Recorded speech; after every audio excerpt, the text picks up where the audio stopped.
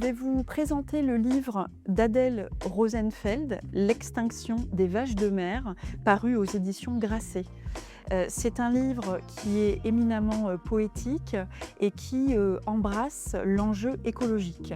Ce roman raconte l'expédition scientifique du naturaliste allemand Georg Wilhelm Steller qui, au hasard d'un naufrage dans le Pacifique Nord, va découvrir l'espèce des vaches de mer. Et donc ce roman va nous raconter la quête scientifique de Steller, mais également on va assister au cours de la lecture à l'extermination de l'espèce de ces vaches de mer, des animaux vastes, très paisibles, très pacifiques, qui seront violentés par l'homme.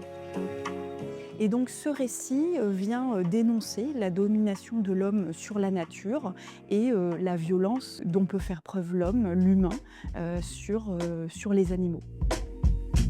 Adèle Rosenfeld vient étendre la dénonciation de toute forme de domination à l'endroit des espèces animales.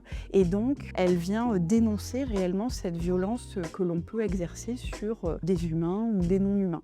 Et donc, en ce sens, elle vient compagnonner avec Louis Hue.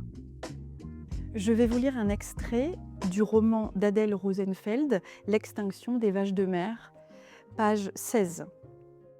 Steller réprima une première envie de frapper l'animal, puis quand celui-ci laissa apparaître deux membres comme deux grandes nageoires bilobées qui battaient doucement les flots, semblaient jouer, semblaient saluer, Steller voulut ordonner à Huichin de frapper l'animal avec la crosse du fusil.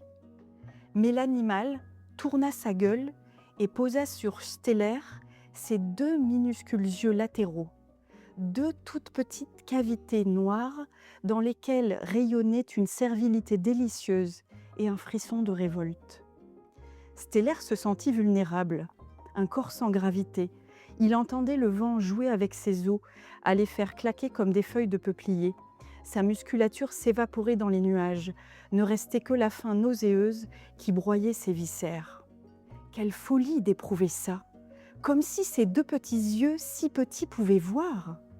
Ce n'est qu'une chair à abattre.